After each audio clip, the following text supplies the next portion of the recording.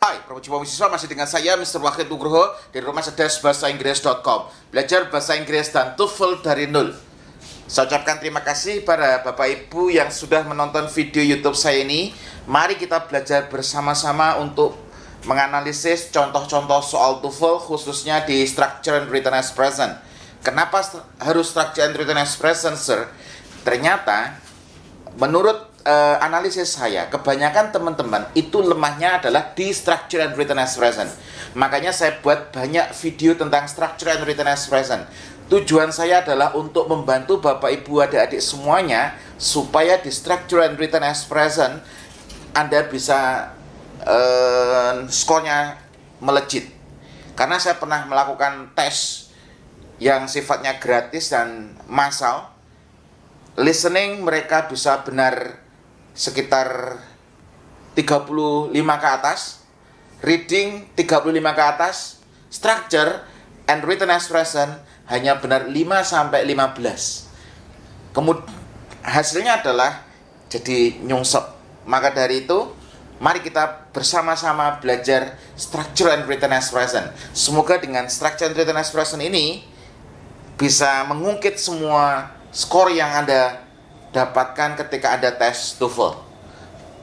Di papan sudah saya tuliskan ada 4 soal.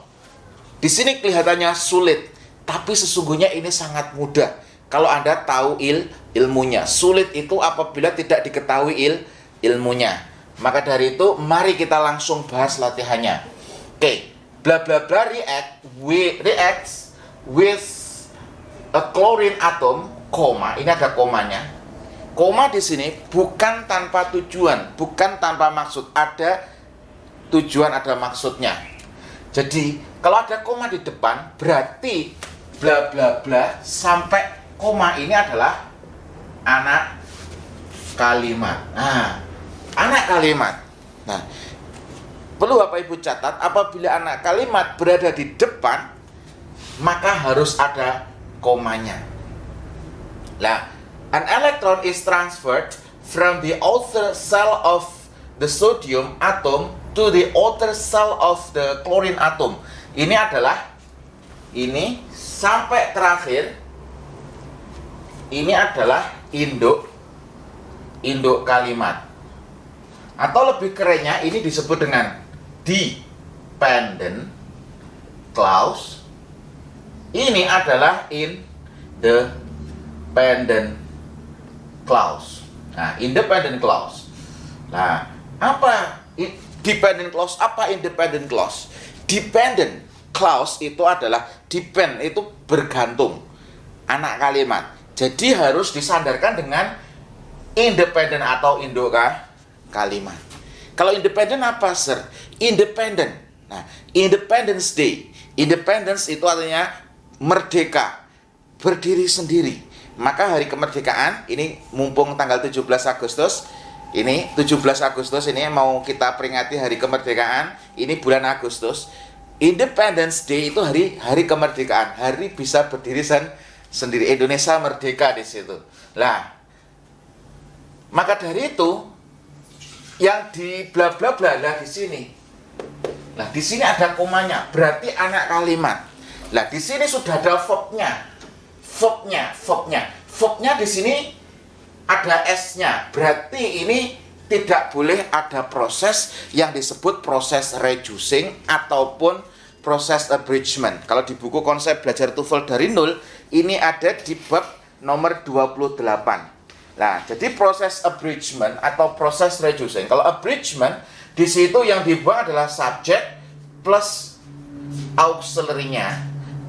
Yang dibuang subject plus auxiliary-nya. Jadi konektor plus verb-nya harus berubah menjadi verb ing kalau aktif, verb 3 kalau pasif. Nah, dan kebetulan di sini verb-nya tidak dirubah menjadi verb ing ataupun tidak berubah menjadi verb 3. Maka dari itu kalimatnya harus ditulis lengkap. Harus ada konektor plus subject. Nah, plus subject plus verb di sini. Nah, di sini sudah ada verbnya, berarti yang dibutuhkan adalah konektor plus subjek. Nah, pertanyaannya di sini, konektor plus subjek yang mana nih?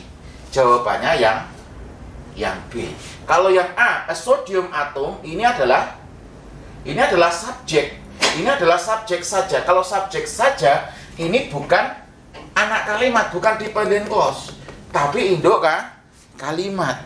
Makanya yang A salah. For a sodium atom ini juga salah. Kenapa? Karena for itu bukan konektor. For itu adalah preposition. Makanya salah. Yang dibutuhkan adalah konektor plus subjek. Yang D, it is a sodium atom, ini juga salah. Loh, kok salah, Sir? Di sini ada ini independen, gitu. Karena nggak ada konektornya. Ada verbnya is, di sini ada verbnya reacts lagi. Makanya juga salah. Yang benar yang mana, Sir? Formulanya adalah konektor, subjek, dan verb. Di sini konektornya adalah when, konektor, subjeknya adalah sodium atom, dan verbnya adalah reacts. Dan ini ada komanya. Nah, ini adalah bentuk kompleks sentence. Babnya nanti kalau di konsep belajar TOEFL dari nol, ini babnya adalah adverbial clause. Nah, nanti di kalimat ini bisa dilakukan teknik yang disebut dengan teknik reducing. Dibuang semuanya, di sini langsung reacting with a chlorine atom and electron. Nah, langsung reacting, langsung boleh. Atau abridgment. Kalau abridgment berarti ditambahkan when reacting a chlorine atom. Seperti itu. Jadi saya jelaskan lagi bahwasanya kalimat ini bla bla bla ini bisa mengalami tiga proses, ya. Yang pertama adalah ditulis lengkap, ya. Ditulis lengkap contohnya adalah when a sodium atom reacts with bla bla bla. Ini ditulis lengkap. Yang kedua adalah proses abridgment. Nah, jadi kalau di bab 28, di bab terakhir dari buku konsep belajar TOEFL dari nol, di situ ada proses yang disebut dengan proses abridgment. Proses abridgment di sini when-nya ditulis, langsung verbnya di verb ingkan karena bentuk kalimat aktif. When reacting with the chlorine atom, boleh. Ini yang kedua. Langkah ketiga, prosesnya disebut dengan proses reducing. Di mana proses reducing itu yang dibuang adalah apa? Yang dibuang adalah konektor, subjek sama auxiliary-nya. Nah, di situ. Itu babnya, kalau Anda bisa buka, kalau yang sudah punya buku, di situ ada di halaman 78-79, itu proses reducing. Kalau reducing, konektornya dibuang sekalian. Reacting with a chlorine atom, seperti itu. Jadi kalimatnya bisa 3 bentuk. Tapi yang di sini yang benar, karena verbnya nggak digarisbawahi reacts, berarti harus ditulis lengkap. Yang B. Bisa dipahami? Kalau Anda paham, please comment. Please komen positif, ya. Saya nggak butuh kata-kata negatif. Kenapa? Karena kata-kata yang Anda ucapkan itu adalah doa. Makanya selalu berkatalah positif. Saling membantu, saling mendoakan. Semoga kita semuanya sebagai pejuang beasiswa bisa lolos TOEFL dengan skor 550, Anda bisa dapat beasiswa sesuai yang Anda cita-citakan. Nah, jadi komen positif. Kalau komen negatif, nanti akan kembali kepada yang ngomen, ya. Oke, soal nomor 107. In 1858, nah, ketika adverb berada di depan biasanya mesti ada komanya. Makanya ini tadi disebut dengan adverbial clause. Adverbial clause itu apa? Adverbial clause itu adalah adverb yang berupa klausa. Adverbial clause itu apa? Adverb yang berupa klausa. Nah, ini adalah adverbial clause. Nah, adverb berada di depan. Nah, terus kemudian the site bla bla bla was to become, the city of Denver was settled as a way station for outfit called prospectors. Nah, ini bla bla blanya apa? Nah, perlu Bapak Ibu ketahui bahwasanya di sini ada subjeknya. Sudah ada subjeknya nih. Di sini was to become ini verbnya ini. Verbnya was to ini adalah modal be to. Modal. Was to itu adalah modal ya. Modal itu bagian dari verb. Karena modal auxiliary. Jadi modal itu nanti kalau di buku konsep belajar TOEFL dari nol, Anda bisa lihat di situ ada modal auxiliary.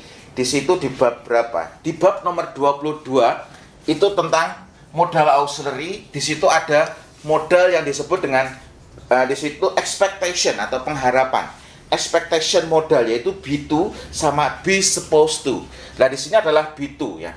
Di sini ada be to.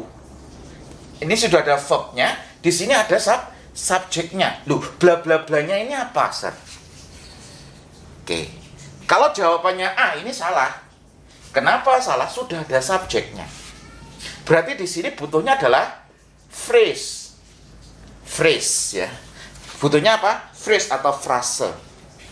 Nah, kalau di sini of it. Of it, loh, di sini sudah ada it, di sini ada subjeknya, salah. Kalau what ini bisa jadi konektor, bisa juga jadi subjek. Tuh, nanti gimana nih? Ada dua subjek juga salah. Yang benar yang mana, Sir? Oh, yang benar yang D. Nah, di sini subjeknya berupa frase. Jadi subjeknya the site of what was to become. Nah, jadi di sini subjeknya berupa frase. Berupa frase di mana ini subjeknya berupa phrase, di mana subjek seluruhnya berupa clause. Di sini berarti butuhnya the site of what. Nah, di sini adalah of. The site-nya ini adalah subjek utamanya. Frasenya adalah what. Di sini what. What di sini dia sebagai konektor, tapi dia juga sebagai subjek. Karena di sini babnya adalah non-clause. Babnya apa? Non-clause. Pertanyaannya, non-clause itu apa, Sir? Non-clause itu adalah non yang berupa klausa, di mana nonnya atau subjeknya itu terdiri dari subjek dan predicate. Nah, di sini what was to become the city of Denver. Jadi kalau kita bisa lihat semuanya, jadi the site of what was to become the city of Denver, di sini semuanya adalah sebagai subjek. Verbnya apa? Was settled. Ini adalah verb. Nah, gitu ya. Jadi di sini berupa of what. What di sini dia sebagai konektor. What juga bisa sebagai subjek untuk benda. Oke, bisa dipahami? Oke. Kemudian yang nomor 108. Kalau Anda belum memahami, jangan khawatir. Kenapa? Karena mungkin Anda basic bahasa Inggrisnya atau basic bahasa Inggrisnya masih menengah ke bawah. Tapi jangan putus asa, terus belajar. Terus tingkatkan kemampuan. Tonton terus, ulangi video saya kali ini. Kalau masih bingung bagaimana? Saya sudah menulis buku konsep belajar TOEFL dari nol. Di sini sama satunya vocabulary TOEFL dari nol. Di situ saya mengajarkan belajar bahasa Inggris dan TOEFL dari nol. Jadi Anda kalau belajar ini nggak bisa lompat-lompat, harus dari bab 1 sampai bab 28. Dan kebetulan ini kita belajar di bab nomor 28. Jadi bab 28 ini, jadi levelnya memang sudah level advance. Tapi kalau Anda kebetulan masih basic, Anda bisa belajar buku konsep, belajar TOEFL dari nol. Anda bisa mulai di bab 1 dulu. Ada bab 28 untuk basic Anda kemampuan bahasa Inggrisnya. Anda pelajari sehari 3 bab, saya pikir bisa. 3 bab berarti kalau 28 berarti 8 hari. Berapa ya? 9 hari atau 10 hari lah. 10 hari Anda bisa levelnya langsung advance. Karena di buku konsep belajar TOEFL dari nol ini sudah disertakan DVD. Anda bisa nonton langsung DVD-nya sambil membuka buku. Atau ikut kelas online saya bisa. Kalau masih minim, kosakatanya bagaimana? Anda bisa belajar dari vocabulary TOEFL dari nol. Di buku yang kedua saya. Ya, buku kedua saya ini vocabulary TOEFL dari nol. Nah, di situ saya sudah mengumpulkan vocabulary dari yang mudah sampai yang sulit. Bagaimana cara belajarnya? Di konsep belajar TOEFL dari nol, Anda belajar 2 bab. Di vocabulary TOEFL dari nol, Anda belajar 2 bab, 100 vocabulary. Dengarkan terus videonya, tonton, dengarkan.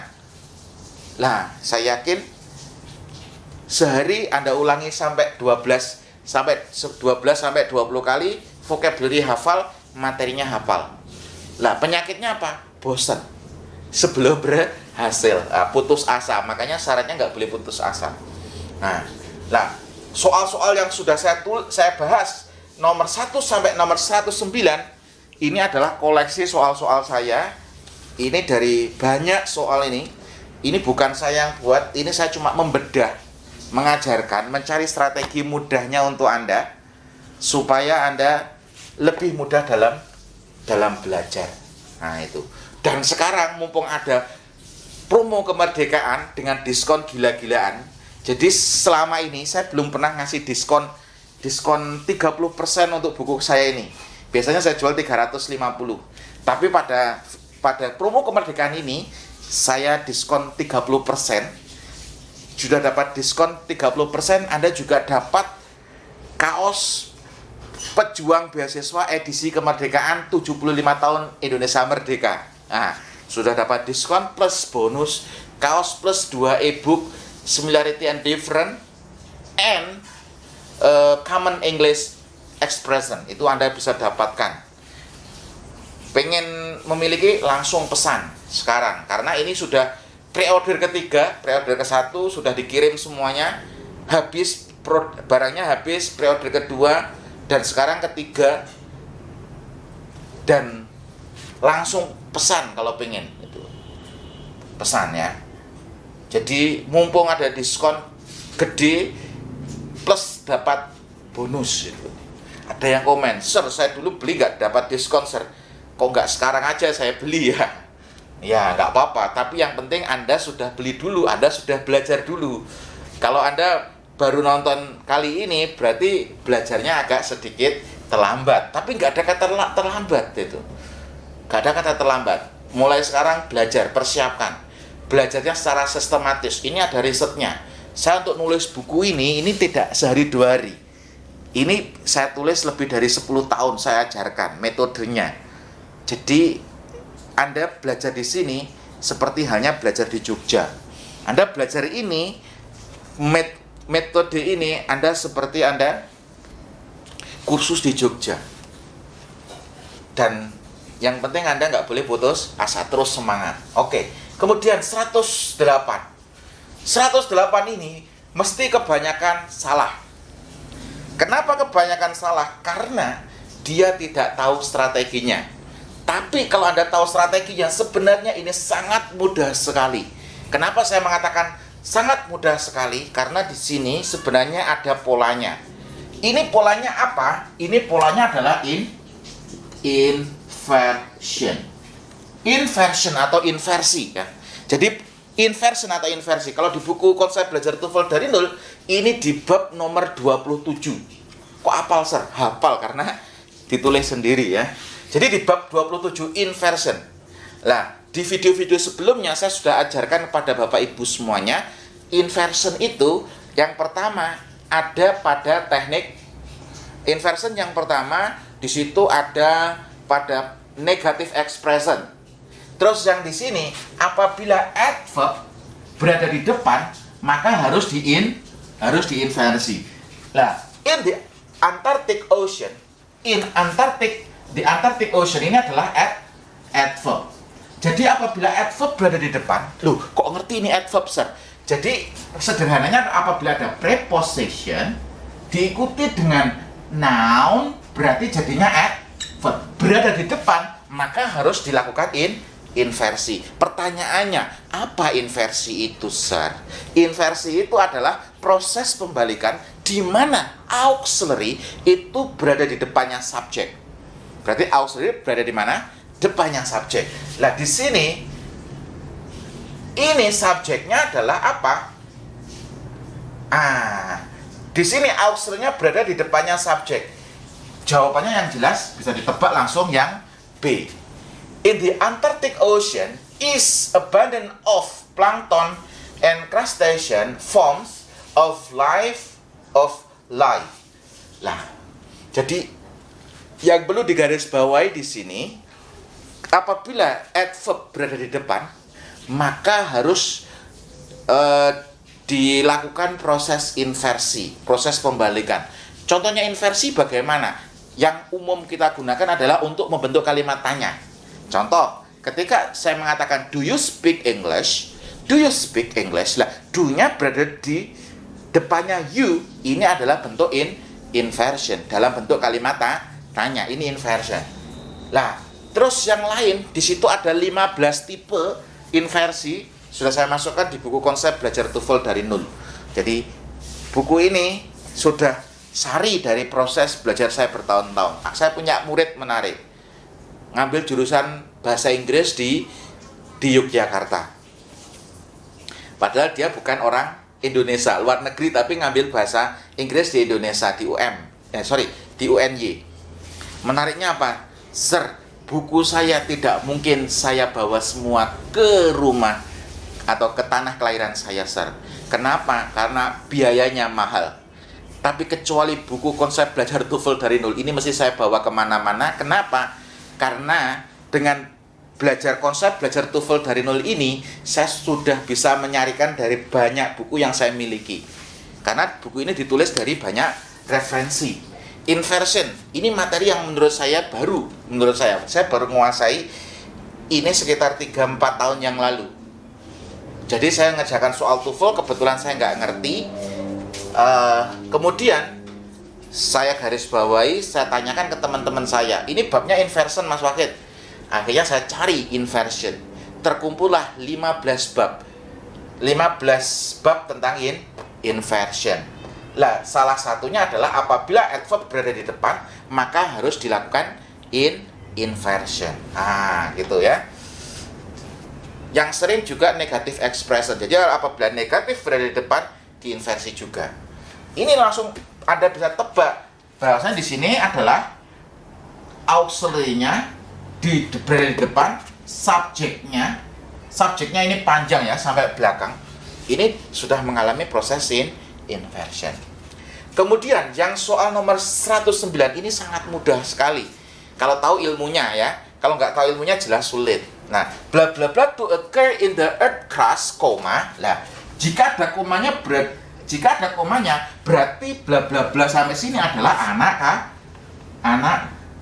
kalimat. Anak kalimat ya. Atau disebut dengan dependent clause. Dependent. Jadi dependent itu bergantung anak kalimat. Bla bla bla ini sampai terakhir ini adalah induk kalimat. Oke. Induk kalimat. Oke. Induk kalimat. Lah, di sini ini adalah anak kalimat. Ketika di sini adalah anak kalimat, seperti yang saya jelaskan tadi yang di depan, berarti ada 3 kemungkinan. Ditulis lengkap, di abridgment atau di reducing. Yang jawabannya, lah di sini sudah ada do occurred. Ini ada to verb one. Nah, to verb one, to verb one. Di sini ini rumusnya adalah conditional sentence pada tipe inversion. Nah, ini conditional sentence tipenya inversion, tekniknya disebut reducing. Waduh, ini banyak sekali, sir. Oke, nggak masalah. Lah, rumusnya bagaimana? Ini conditional sentence tipe kedua. Tipe kedua ini rumusnya adalah word subject to verb one. Word subject to verb one. Bisa ditangkap ya. Word subject to verb one. Di sini ada to verb one. Berarti sudah ada to verb one. Berarti butuh word subject. Jawabannya yang mana? Yang A ya. Ini sudah mengalami, ini babnya conditional sentence, sudah mengalami inversi di mana to be-nya, auxiliary-nya berada di depan subject. Ya. Ini kan a break, ini subject. Ini sudah mengalami inversi di mana auxiliary-nya dipindah di depannya subject.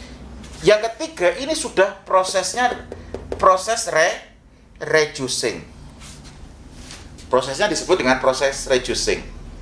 Pertanyaannya, kalau ditulis lengkap bagaimana? Nah, ini kalau di buku konsep belajar TOEFL dari nol, di sini saya sudah jelaskan rumusnya. Kalau di sini kalau ditulis lengkap berarti apa? If apa? If a